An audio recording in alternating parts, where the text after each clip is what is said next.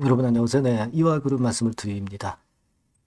자, 오늘 제가 말씀을 드릴 부분은요. 일단 제가 생각하고 있는 지금 현재 그 이화그룹의 대응은요. 이렇게 됩니다.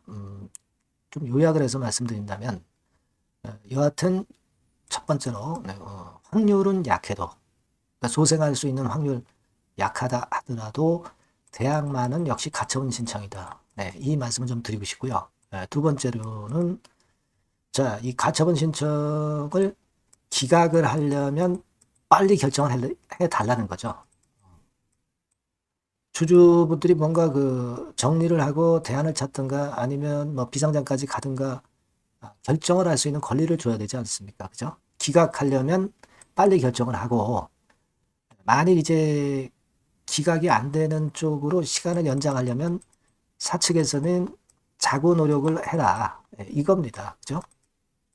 이게 잘 안 되면 사측에서 잘 안 되면 소액조주연대 김현 대표 네, 이쪽에서 힘을 좀 다시 써라. 이 말씀을 좀 드리고 싶고요. 그 다음에 네 번째로는 정리 매매가 만약에 그래서 이제 결정이 됐다.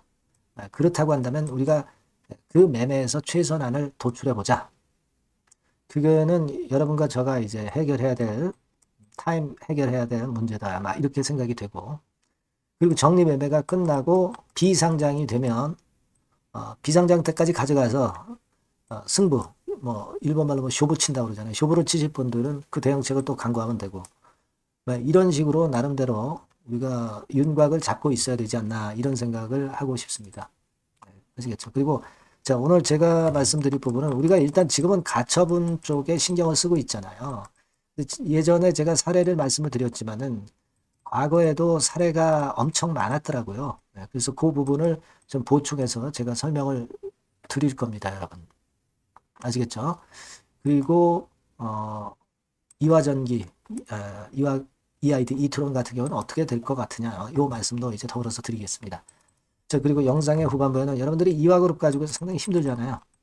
어차피 거래 정지니까 지금은 그것 외에 실적주로 한번 대항마를 찾아보셨으면 좋겠다는 생각에서 영상 후반에 이거 말씀드릴 테니까 여기서 기회를 한번 찾아보시면 어떻겠나 하는 생각입니다.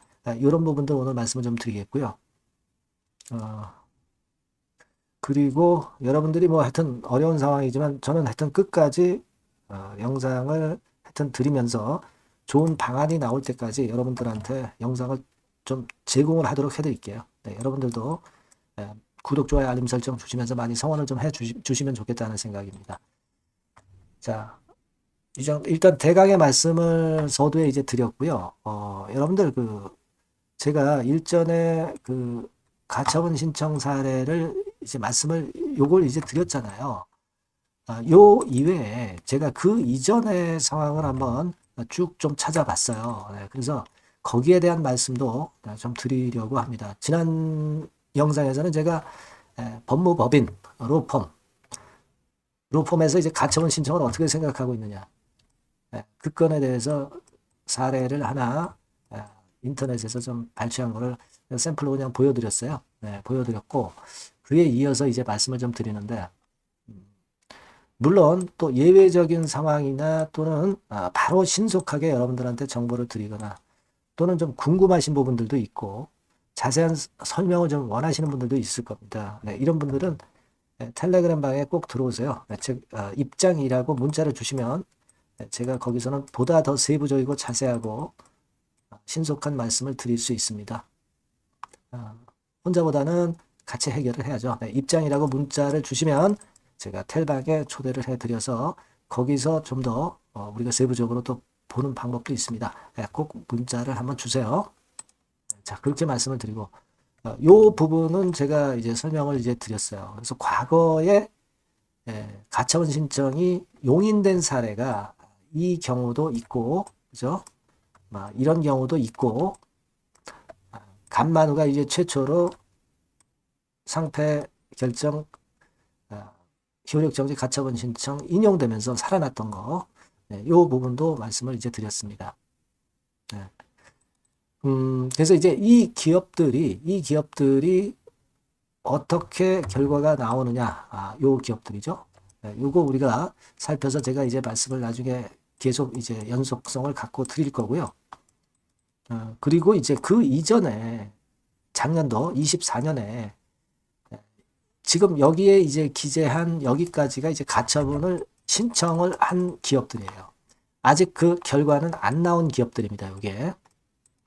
그리고 요 밑에 보시면 작년 6월 27일에 이즈미디어가 가처분 신청된 것이 기각됐어요. 그러니까 결국 상폐가 됐죠.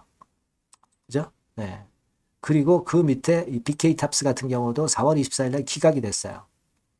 요거는 23년 12월 4일에 가처분 신청을 했던 기업입니다. 그리고 그 전에 여러분도 뭐 크루셜텍 잘 아시죠? 요것도 1월 31일 날 기각이 됐어요. 12월 18일에 가처분 신청을 해가지고요. 그러니까 되게 지금 보면 크루셜텍은 굉장히 빨리 나왔네요. BK탑스는 이건 좀 시간이 걸렸어요. 네, 이즈미디어는 한 4개월 정도 걸리고 뭐 그랬던 상황입니다. 그래서 대부분 우리가 이걸 보면서 어떤 생각을 하냐면 진짜 그 아무것도 없는 기업들이 되게 많아요. 뭐 그런 기업들은 어쩔 수 없죠. 어쩔 수 없습니다. 가처분 신청 기각될 수밖에 없어요. 자, 그런데 어느 정도 그 자산 가치도 있고 또 약간 손실을 내고 있지만 재산이 충분하고 현금도 좀 있고 뭐 부동산도 좀 꽤 갖고 있고 네. 이런 이 아이디나 이화전기 같은 경우는 아깝잖아요. 그죠? 네. 무지 아깝습니다. 지금 이 아이디 같은 경우는 저쪽에 그 삼성동 땅, 봉은사 땅, 그리고 이화전기는 청담동 건물. 이걸 갖고 있으면서 사실 실적이 약간 처져 있지만 그렇다고 해서 지금 뭐 재무적으로 부도날 기업은 아니란 말이에요. 경영진건 때문에 그런 거죠. 그러니까 구제할 수 있을 정도의 청산 가치와 자산 가치를 갖고 있는 그런 종목 기업들은 좀 살아날 수 있습니다. 그죠? 네. 우리가 그 희망을 아직은 가져봐야죠. 법원이 결정하기 전까지는. 그렇게 생각이 되고요. 아까 제가 서두에 말씀을 드렸지만은 우리가 용인이 될 확률은 적지만 그래도 지금 우리가 기댈 수 있는 거 꽝 잡는 게 매고 결국 상패 결정을 잡는 게 가처분 신청이기 때문에 여기에 일단 기대를 할 수밖에 없어요. 그죠? 이걸 잘 우리가 경과 과정을 봐야 되겠고 그리고 제가 좀 말씀을 드리고 싶은 부분은 아까 서두에 말씀을 드렸습니다. 금융당국에서 가처분 신청을 기각을 할 거면 좀 빨리 결정을 해달라 이거예요. 주주들이 그 주식 처분할 기회가 있어야 되지 않겠습니까? 빨리 결정을 해야 되지 않겠어요? 아니면 이제 나중에 비상장이라도 가져갈 분들을 위해서라도 결정을 빨리 해 주는 게 좋습니다. 그렇지 않겠어요? 근데 우리가 지금 보면은 그렇다고 사측에서는 어떤 의도로 지금 가처분 신청을 낸 건지 모르겠어요. 떠밀려서 낸 건지 아니면 진짜 상패를 모면하기 위해서 낸 건지 모르겠습니다. 사측에서도 뭔가 노력이 있어야 되는데 이 건들이 과연 나올지 이걸 좀 보도록 하겠습니다. 근데 뭔가 나오려면은 결국 김현 대표의 소액주주연대에서 압력을 넣어야죠. 그죠? 그래서 경영진 물갈이 하든가 매각을 하든가 법원의 결정이 나오기 전에 뭔가 모습을 좀 쇄신시켜 놔야 그래야 이제 가처분 신청 결과도 좋을 거고 결국 살아날 거 아니겠어요? 그러니까 요 부분들을 우리가 보겠다는 거죠. 어차피 거래 정지이기 때문에 우리가 매매를 못하는 상황이기 때문에 이런 부분들이 제대로 돼 가고 있는가 이것에 대한 소식을 빠르게 우리가 입수해서 생각을 좀 해봐야 되지 않겠나 그런 생각이 듭니다. 그래서 아직까지는 끝난 게 아닙니다. 물론 어렵죠. 어려운 거는 여러분이 더 잘 알고 계십니다. 그거 알고 있습니다만은 여하튼 그런 건에 대한 우리가 벤치마킹 할 건도 많고 소액주주연대나 사측의 상황을 좀 더 우리가 알아볼 필요도 있고 그렇습니다. 그래서 정리매매 가서 정리할 때 하더라도 일단 그런 부분들을 우리가 놓치지 말고 상황 파악을 좀 하는데 제가 좀 조금이나마 좀 힘이 됐으면 하는 그런 생각입니다. 아시겠죠? 그래서 여러분들이 이 전번으로 EID 이화전기 이트론이라고 문자 주셔도 좋고요.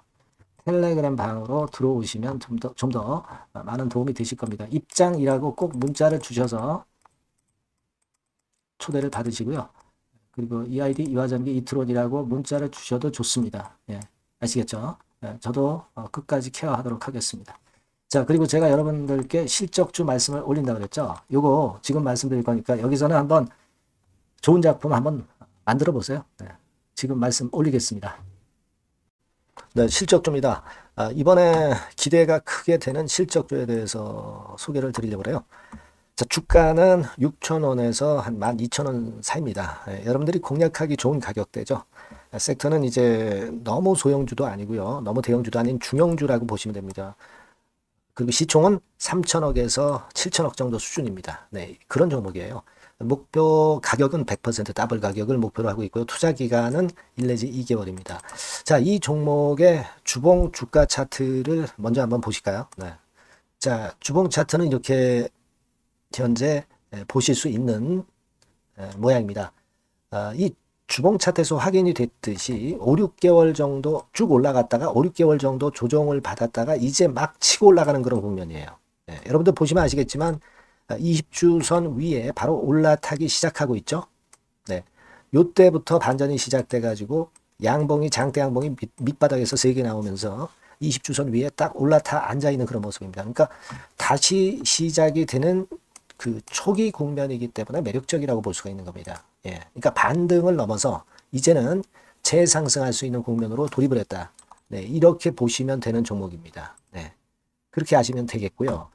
가장 이제 우리가 이 종목이 크게 올라가기 위한 강점은 글로벌 원천 기술을 보유를 하고 있다는 겁니다. 네. 이게 인정을 이번에 받아서 관련 사업 확장에 최대 유리한 고지에 선점이 됐어요. 네, 그래서 실적이 지금 현재 급증을 하기 시작하는 겁니다.